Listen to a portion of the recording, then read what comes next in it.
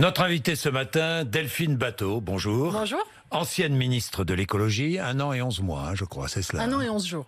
Pardon, oui, 1 an et 11 mois, non, 1 an et 11 jours.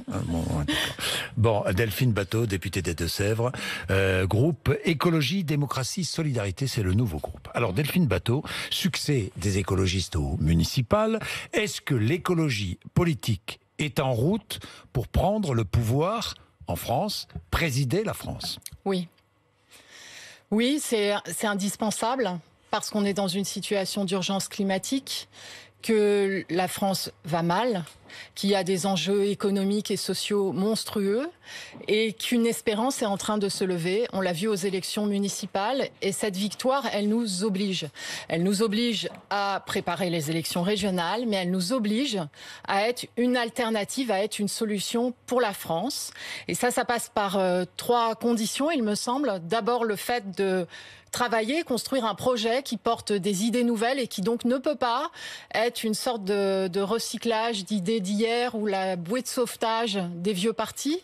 La deuxième condition, c'est de construire une culture de gouvernement, une capacité à exercer les responsabilités. Et la troisième, c'est de ne pas tomber dans le piège de la personnalisation et du présidentialisme, c'est-à-dire des batailles de personnes, et de mettre d'abord en avant un collectif. Oui, mais ça, c'est ce que j'entends depuis tant d'années, Delphine Batho. Ne pas mettre en avant telle ou telle personne et construire un projet. Bon, très bien, construire un projet, on est bien d'accord, mais il va bien falloir mettre en avant telle ou telle personne pour porter justement ce projet écologique.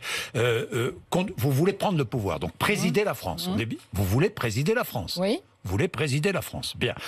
Pas vous ou quelqu'un d'autre, mais vous voulez présider la France. 2017, Yannick Jadot s'était rallié à Benoît Hamon. On s'en souvient, pas de candidat écologiste. 2022, il y aura donc un candidat qui défendra l'écologie. Il faut qu'il y ait une candidature à l'élection présidentielle en 2022. Bon. Et je me permets d'insister parce que je vois bien ce que vous dites. C'est que, effectivement, la difficulté, c'est que dans les institutions de la Ve République, il faut présenter une candidature. Mais oui. Les valeurs de l'écologie sont antinomiques avec cette idée de l'homme ou de la femme présidentielle. Je pense d'ailleurs que les Français n'y croient plus. Je pense qu'un des problèmes de la France, c'est justement ce système dans lequel on s'en remet, on remet notre destin à une personne seule qui va prendre les décisions seule. Et donc nous, les écologistes, nous sommes en rupture avec cette culture. C'est la raison pour laquelle moi je propose un processus collectif, un processus intelligent pour que, après cette victoire aux élections municipales, nous constituions maintenant tous les partis écologistes une fédération, que cette fédération organise une primaire ouverte à toutes nos électrices et nos électeurs qui s'inscriraient dans ce processus et que l'on vote sur un projet et sur des idées qui entraînent une candidature, mais qu'on ne se lance pas dans ce que les Français détestent. C'est les batailles de personnes, de savoir si un tel part ici en vacances ou quel bouquin il a lu. C'est pas ça le sujet. Le sujet, c'est le programme écologiste pour la France. Voilà, avec une primaire, donc rassemblant tous ceux qui veulent défendre l'écologie. Oui. Vous participerez à cette primaire? Je verrai. Je m'applique à moi-même, Jean-Jacques Bourdin, ce que je viens de dire. Moi, mais est-ce qu'un jour vous pourriez penser être présidente de la France? Oui ou non? Je serai utile au collectif. Je ne sais pas à quelle place. Vraiment, ce n'est pas ma préoccupation. Ma préoccupation, c'est de dire attention, danger. Attention, danger, je vois ce qui est en train de s'installer.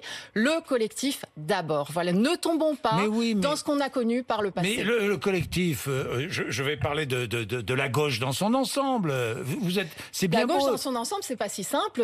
Non, c'est pas simple du tout. Élections municipales. Vous allez dire ça à Jean-Luc Mélenchon? Vous allez lui dire ça? Moi, je parle de la candidature écologiste. Ah bon? Sur un programme écologiste. Par exemple, Jean-Luc Mélenchon ne pourrait pas se présenter à la primaire. À cette primaire-là. Il ne s'inscrit pas, Jean-Luc Mélenchon, aujourd'hui, dans le champ de l'écologie politique. Ce n'est pas le choix qu'il a fait, c'est respectable, mais ce n'est pas le choix qu'il a fait. Bon, d'accord. Donc, une vaste primaire pour dégager un projet, pour dégager un candidat à la présidentielle. C'est essentiel, la présidentielle. D'un projet. Oui, bien sûr, c'est essentiel. C'est l'élection essentielle. Oui, c'est l'élection dans la Ve République. Déterminante dans la Ve République. Mais en même temps, vous le savez comme moi, Jean-Jacques Bourdin, ces institutions sont à bout de souffle. Alors, le paradoxe, c'est qu'il faut pouvoir les conquérir pour les oui. transformer. Mais un des éléments du blocage du pays qui fait que les Français ont ce sentiment que les gouvernements et les présidents passent, mais les problèmes restent et que rien ne bouge, c'est cette verticalité de la Ve République et cette idée fausse qu'une personne seule pourrait régler les problèmes de la France. C'est faux, ça ne marche pas. Et d'ailleurs, regardez ce qui s'est passé dans les élections municipales. Regardez la nature du leadership des têtes de liste écologistes qui ont gagné les élections. Ils étaient à la tête d'une équipe extrêmement forte et ils ont... Quelque part, c'est l'équipe qui a dit « on veut que ce soit toi ». Ça s'est passé de cette façon-là à Lyon, ça s'est passé de cette façon-là à Poitiers et dans beaucoup de villes. Bien, il y a une candidate déjà, c'est Ségolène Royal, vous avez vu? Écoutez, chaque fois que je viens chez vous, vous me faites part de la disponibilité de Ségolène Royal. J'en prends note. C'est voilà, elle qui fait part sur tous les plateaux de sa disponibilité. J'en prends note, ce n'est pas un élément nouveau. C'est pas un élément nouveau, bon d'accord. Delphine Batho, parlons justement de ces municipales et de ce vote écologiste. Les écolos, j'ai lu, ce sont des écolos de grandes villes riches qui ont élu ces maires écologistes, de jeunes diplômés qui mangent bio, roulent à vélo, j'entends ça. Oui. Dans les Deux-Sèvres, oui. Dans les Deux-Sèvres, d'abord, moi, je suis très satisfaite qu'on ait gagné des grandes villes. Oui. Et c'est historique. Il y a eu aussi des victoires dans des communes beaucoup plus rurales. Je vais prendre l'exemple de Saint-Mexan-l'École, qui est une ville militaire dans ma circonscription, qui est une des villes dont la population est la plus pauvre des Deux-Sèvres, qui a élu un jeune maire de 29 ans, qui s'appelle Stéphane Baudry, sur une liste de rassemblement autour d'un projet citoyen, d'un projet écologiste. Donc, attention, effectivement, le focus médiatique, si vous voulez, il est mis dans les grandes villes, mais il y a une réalité en France qui est beaucoup plus profonde. Qui est beaucoup plus profonde. Mais est-ce que l'écologie appartient à Europe Écologie Les Verts et est-ce que l'écologie appartient à la gauche ? Alors, Europe Écologie Les Verts, c'est la principale formation de l'écologie politique en France. Il y en a d'autres. Il y a Génération Écologie que je préside. Il y a aussi CAP 21, l'Alliance écologiste indépendante. On est aujourd'hui tout un rassemblement dans la diversité d'un certain nombre de partis écologistes. La gauche, je pense qu'on a vu ce qui s'est passé en fait aux élections municipales. C'est-à-dire que vous avez des endroits dans lesquels, par exemple, les socialistes ont décidé de soutenir les écologistes et vous avez d'autres endroits comme à Lille, à Dijon, à Poitiers, où la gauche s'est retrouvée dans le front anti-écologiste. Ou avec, à Lille, par exemple, la droite qui appelle à voter Martine Aubry pour battre les écologistes. Donc vous voyez qu'il y a une réalité contrastée. Donc ça dépasse droite-gauche, ça mais vraiment. Qui ne permet vous pas... êtes une femme de gauche, vous, Delphine Batho. À l'origine, oui, je viens de la gauche. Mais je considère que la cause du siècle, le combat du moment... dépasse tout ça. C'est un enjeu vital, en fait. Il a fait 45 degrés en Sibérie. Il n'y a pas longtemps. Il a fait 51 en Inde. Il a fait 46 l'année dernière dans l'Hérault. Donc on est aujourd'hui face à un enjeu vital qui fait que tous ceux qui ont effectivement une histoire d'engagement pour changer le monde, pour lutter contre les injustices, aujourd'hui, ils doivent être dans ce combat-là. Je vais vous parler d'Emmanuel Macron et de sa conversion à l'écologie. Conversion, il était peut-être écologiste avant, je ne sais pas. Mais un mot sur Édouard Philippe, dont on parle beaucoup. Est-ce que vous êtes favorable à ce qu'Édouard Philippe reste à Matignon ou pas ? Moi, je ne suis pas membre de la majorité, donc c'est pas un débat qui me concerne. Aussi. 57% des Français veulent qu'il reste. Si votre question, c'est savoir est-ce qu'il fait le job, la réponse est oui. Est-ce que je partage ses idées, ses orientations ? Pas du tout. Je combats sa politique, donc c'est pas à moi de donner un avis là-dessus. Et celle d'Emmanuel Macron, est-ce que vous considérez que sa conversion à l'écologie est une conversion sincère ou est-ce une conversion électoraliste ? En fait, c'est pas un débat de sincérité. Il n'est pas sincère. C'est un enjeu sur les actes et sur les décisions. Il y a une des citoyennes de la Convention sur les citoyennes pour le climat qui s'appelle Yolène, je crois, ou Yolande, pardon, mais je me souviens plus, qui a dit « Moi, je crois que ce que je vois, je suis comme elle. Je crois que ce que je vois. » Et donc, les discours, les annonces, c'est plus suffisant. Il y en a eu beaucoup. Des autres présidents de la République avant lui. Il y a eu des discours extrêmement brillants, extrêmement enflammés, mais les décisions ne suivent pas. Donc moi, je juge aux décisions et je suis inquiète de ce qui est en train de se passer, puisque après que lundi, Emmanuel Macron ait dit qu'il y avait 3 jokers par rapport aux propositions de la Convention citoyenne, bon, en fait, il y en avait 7, et que le lendemain, le ministre de l'économie dit ça non, ça non, ça non, ça non. Le surlendemain, la ministre de l'économie dit le moratoire sur la 5G, il n'en est pas question. Bon, on peut faire... oui, je vais revenir sur la 5G, je vais revenir sur les entrepôts d'Amazon, je vais revenir... Mais je voudrais revenir sur cette convention. Il va y avoir un projet de loi. Oui, c'est ce que nous souhaitions. C'est ce que vous souhaitiez. C'est ce que nous souhaitions vous avec pourriez Mathieu voter. Orphelin, avec tous mes collègues. Vous pourriez voter ce projet de loi. Ça dépend de ce qu'il y a dedans. Ça dépend de ce qu'il y a dedans. Mais vous pourriez voter. Si les propositions sont respectées dans leur rédaction, oui, nous pourrions bien sûr le voter. Bon, parlons des avions. Oui. Parce que vous faites une proposition, vous avez déposé même une proposition de loi avec François Ruffin qui fait quand même beaucoup de bruit. L'idée, c'est de limiter l'usage de l'avion. Oui, absolument. C'est votre objectif. Alors, c'est une proposition de loi instaurant un quota carbone individuel. Oui. Explication, je prends l'avion, bon, je parcours avec cet avion un certain nombre de kilomètres. Quand j'arriverai au bout de mon quota de kilomètres, je ne pourrai plus prendre l'avion. C'est cela ? Absolument. C'est ça. C'est ça. Ah bon ? Expliquez-nous un peu plus en détail. Mais en fait, on doit organiser la réduction du trafic aérien. Oui. On pourra revenir après sur la situation du secteur aéronautique. Moi, je suis solidaire de la situation des salariés. Oui.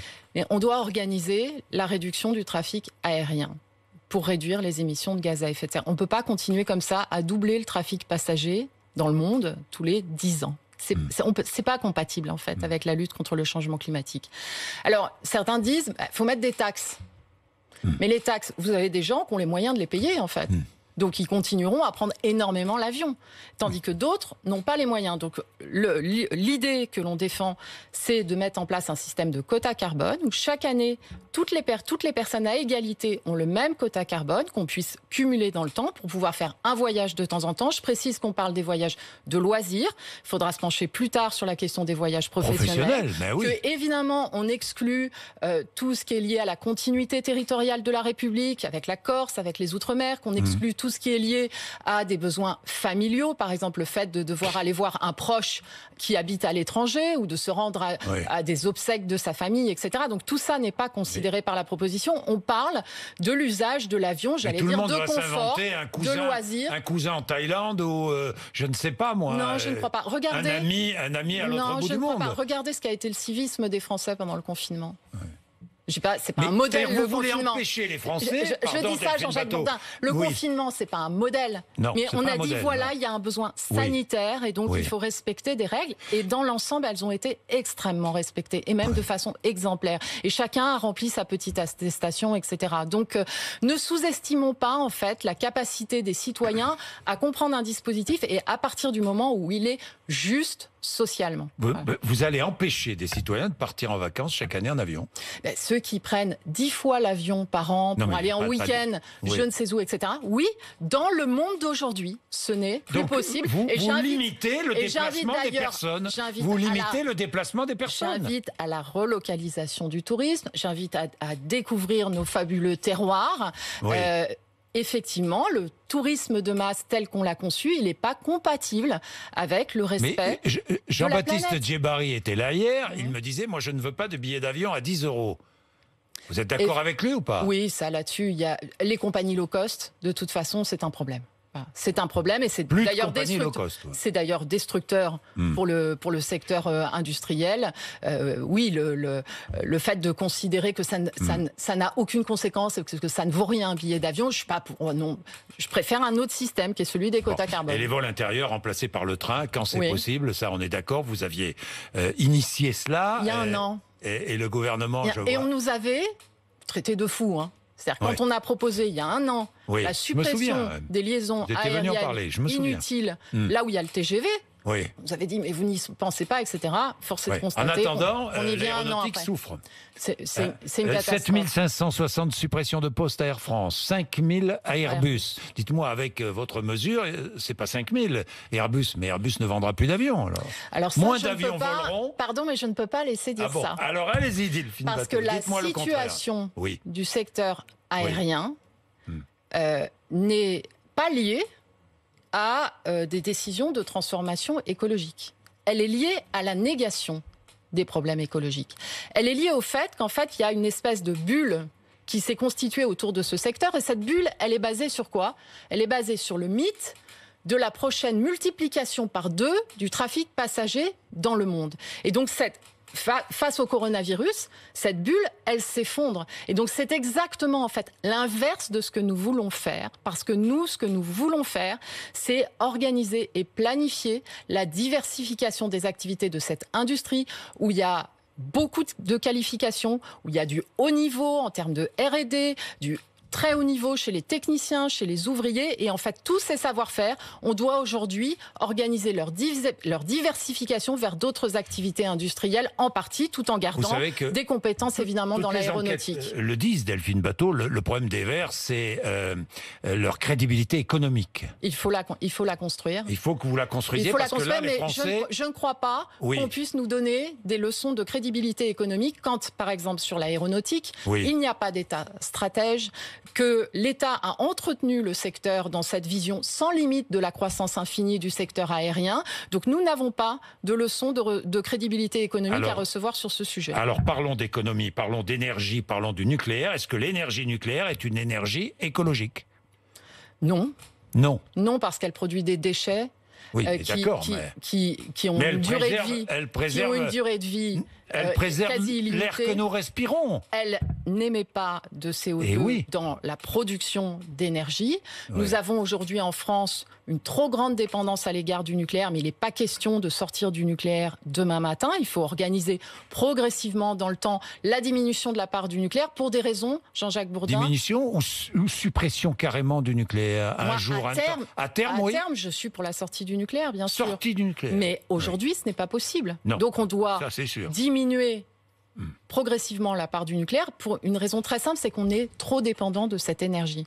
Que toutes les centrales nucléaires ont été construites en même temps. Et donc quand on a un pépin sur une, on a un pépin sur toutes. Ça s'est un peu produit d'ailleurs en 2019, où on a eu ce type de difficultés. Donc c'est ce qu'on doit organiser aujourd'hui, en fait, c'est la résilience de la nature. Parce que beaucoup d'écologistes défendent maintenant le nucléaire. On doit organiser aujourd'hui la résilience de la nation, sa capacité à faire face à des gros pépins. Et donc mettre toute notre dépendance énergétique dans le nucléaire, c'est pas résilient, Jean-Jacques Bourdin. C'est pas un choix qui est responsable par rapport à la nécessité de garantir la sécurité de nos infrastructures. Il y a des écologistes qui défendent le nucléaire, et vous en connaissez, j'en connais. Bien sûr. Qui défendent le nucléaire, en estimant... Ça fait l'objet d'un débat, bien sûr. D'un vrai débat, même chez vous, parmi les écologistes. Bien entendu. Est-ce que vous reprochez à l'État d'employer tous les moyens pour relancer la croissance ? Quoi qu'il en coûte, le fameux quoi qu'il en coûte. Mais en fait, la croissance, c'est pas un objectif en soi. Ah bon ? Et c'est quoi ? C'est la décroissance, l'objectif ? Ce qui est un objectif en soi, c'est le bien-être, c'est le travail, c'est de créer des emplois, c'est de lutter contre le chomage, c'est de vivre en harmonie avec la nature, d'arrêter de la détruire. La croissance permet de lutter contre le chômage, non, la croissance, Jean-Jacques Bourdin, en fait, le problème, c'est qu'elle est liée au pétrole. C'est-à-dire, vous prenez la consommation de pétrole et vous prenez l'augmentation du PIB, puisque c'est ça la croissance, eh ben les deux sont totalement corrélés. Et donc en fait, si l'idée c'est de dire faut remettre de l'argent dans le système qui est destructeur, faut réaugmenter notre dépendance aux énergies fossiles, c'est pas un choix qui est responsable par rapport à ce qui est maintenant, et permettez-moi d'insister là-dessus, un enjeu de sécurité nationale. Donc moins de croissance, moins consommer. Les canicules, consommer moins. Oui, consommer moins. Consommer mieux. Consommer local. Acheter moins de vêtements, acheter moins de shampoing, acheter, je ne sais pas moi. Acheter du Made in France. Acheter sa nourriture faite en France par des producteurs locaux. Relocaliser. Relocaliser notre économie. Le consumérisme. Mais c'est facile à dire quand on a un emploi. Non. Moi j'entends ça. L'extrême droite vous répond. Je ne sais pas si Jordan Bardella disait, quand la mondialisation ne vous touche pas, quand vous avez un emploi, quand vous n'avez pas de problème de sécurité pour vos enfants, alors vous pouvez vous soucier de la fin du monde. De la fin de la planète. Alors d'abord, ça, c'est un argument. C'est une vision qui porte un niveau de mépris social qui est assez sidérant. Comme si les habitants des quartiers populaires, nos aînés qui vivent dans les territoires ruraux, n'avaient pas de préoccupation en fait pour le climat, pour les oiseaux qui disparaissent, pour les insectes qui disparaissent, pour l'Amazonie qui brûle. Je trouve ça scandaleux en fait comme déclaration. Ensuite, le consumérisme, Jean-Jacques Bourdin, aujourd'hui, il pourrit quand même un peu la vie des gens. Je vais prendre un exemple, le démarchage téléphonique. Le démarchage téléphonique, en fait, que nous proposons avec le groupe EDS d'interdire, le démarchage téléphonique, il fait de nous des consommateurs 24 heures sur 24, même quand on est à la maison. Et des fois, le téléphone sonne même la nuit. Et là, il y a une proposition de loi qui sera votée à l'Assemblée nationale le 15 juillet, qui tergiverse qui veut pas interdire. Parce que vous comprenez, il y a les activités des centres d'appel, etc. Donc non, à un moment donné, il y a des principes qui sont des principes de droit de chaque citoyen. À un moment donné, il y a des décisions à prendre. À être tranquille chez lui. À un moment donné, il y a des décisions à prendre pour prendre le pouvoir, des arbitrages à faire. Il y a des arbitrages à faire, oui. Pour arriver au pouvoir. Et par exemple, le démarchage téléphonique, c'est non. Merci Delphine Batho d'être venue nous voir. 8h54, vous êtes sur RMC et BFM TV.